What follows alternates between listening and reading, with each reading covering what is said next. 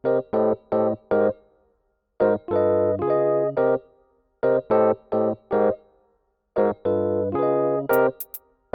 guys, this is Harshila and welcome back to my channel. Today's video is a very different video and something that I have not really done on my channel, but it's something that is extremely close to my heart and something that I've been wanting to talk to you guys for a really long time, which is mental health. Talking of which, did you know May is Mental Health Awareness Month? Yeah, just something that I came to know while I was researching, but that's not why I'm filming this video. Just thought of throwing it in so that you know. Now, talking about today's video, I think I'm a very positive person in general, and I'm the kind of person who always looks for the silver lining. Doesn't matter how bad the situation is, I'll always try to look for the good in that situation, or I'll always tell myself that things are going to be fine. But since the COVID has hit us, I think I personally have been going through a lot mentally. Even though I just told you, like, I always try to look for the good in a situation, but still I have been going through so much. So I just thought to myself that this is what is happening to me, and I can only imagine what people must be going through. So these are just the practices that I have been doing, like these 5 practices that I do that has helped me calm myself, and probably like it helps me put myself in a healthier mindset. So I just thought I should sit down and share it with you guys. The whole purpose of this video is to help you guys. So even if I help one of you guys, I think my job here is done. So yeah, if that's something that interests you, then please keep on watching, and yeah, we should just start. The very first practice is journaling. Now this is my absolute favorite and my go-to practice to do.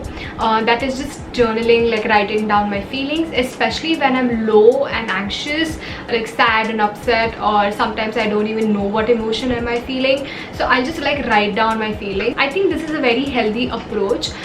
You can call a friend. I love talking, but you know, and like right now I think we all are expected to be there for each other, but you need to know and understand that not everyone can be there for you, because just, I feel everyone is going through so much, and I think you shouldn't be dependent on someone else for your mental well-being or your own happiness. You can just like write it down, and I'm sure you'll feel so much more lighter and so much more better after this practice. It's basically like how you know, even if you're angry at someone and you're feeling all these emotions, it's just like taking it out but on a piece of paper. And I think it's any day better to put it down on a paper than to say something to someone and hurt them or anything. Every time I do this, I think I find myself in a better headspace and a lot lighter. So if you haven't tried it, I would highly recommend that you do this. Okay, so the next thing that you can do is breathing exercises or meditation.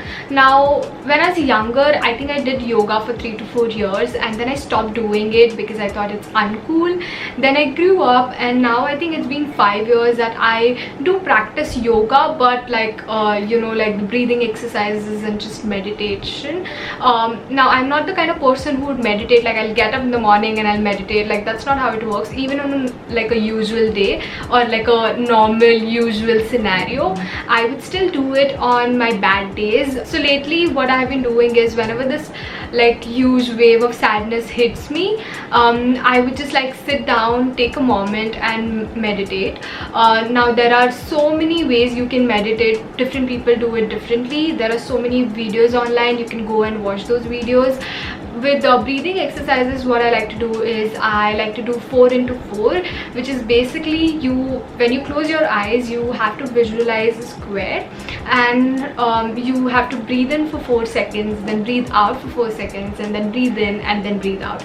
So if you can do that, you can try it out. It helps so much. I mean, there are times when I have journaled my feelings, and even then I have not felt good. So then I would go ahead and do meditation, and that helps a lot. So again, something that you can definitely try it out.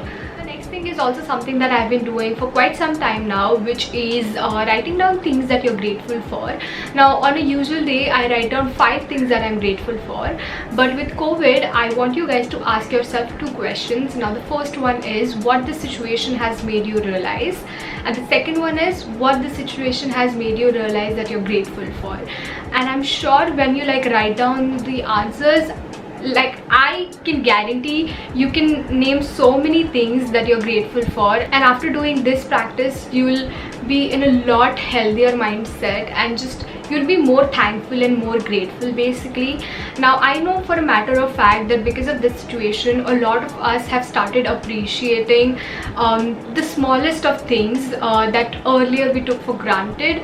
And yeah, I mean, you can even write down things like you're grateful for your AC, because you know there are people who are being kicked out because they are not able to pay their rents. Or you can even write down how you're grateful for the smallest of things, yeah, anything, like just the fact how you're able to watch this on your phone or laptop or PC and you have a stable internet connection. That speaks for itself, like how you know, privileged you are. And I'm sure when you write down those things you'll feel a lot better. So do this, I do that, and it helps. It really helps. When you're feeling like really sad and anxious, or sometimes you don't even know how you're feeling, what you can do is just move your body. This could be literally anything. If you like dancing, you can dance. If you can take a walk out in the nature, go do that. You can just skip, you can exercise, you can basically do anything that involves physical movement. Now why this really helps is because when you exercise, your body releases happy hormones. That's like one thing, but at the same time I think our body is just so connected. Like even like when you feel emotions, I think it physically hurts us. Like suppose you are going through a heartbreak or a heartache, but you'll still feel that lump in your throat, or you'll feel your heart sinking and your chest and heart being just so heavy. So what you can basically do is just put out that energy. You can just like dance it out, you can exercise, listen to like Bollywood Dhinchak music, and just, you know, enjoy yourself. And trust me, 5 minutes of this and oh my god, you'll be so much more happier and just so much more in a like just in a better headspace. I do this a lot, especially when I'm like really sad and my heart aches. This is literally what I do and it helps me a lot. So what I have for you guys is reflect, or reflecting on your emotions. Now I'll give you an example. Suppose you go to a doctor and you just tell him that I'm not feeling good, and the doctor asks you, and like but what is happening, and you're like, I don't know, I just don't feel good. Or like but you have to tell doctor something, right? You'll have to tell your symptoms, and then the doctor will help you or guide you accordingly. So it goes the same way. A lot of the times what happens is we don't know what we are feeling and where that emotion is coming from, and that is exactly why reflecting on your emotions is important.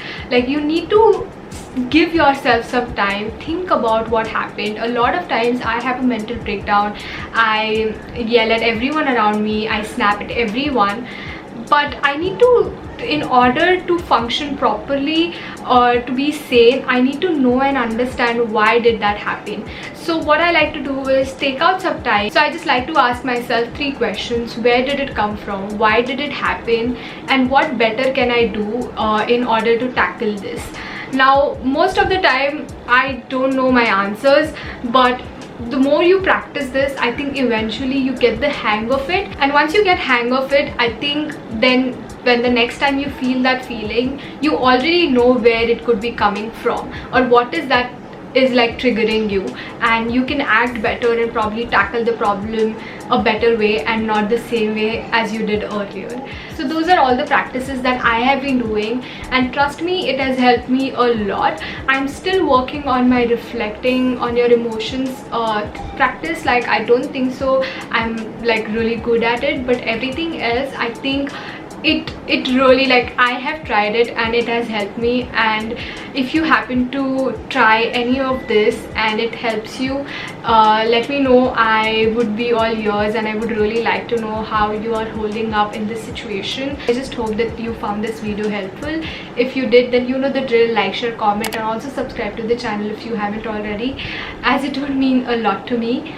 And yeah, I would just like to say that just stay home, stay positive. I think we all will come out of this stronger than ever, but we just have to hang in there. So yeah, just do that. And yeah, that being said, I will see you next time. Bye. Ask me how I do it, I just stick to the plan, stick to the plan. back to the place.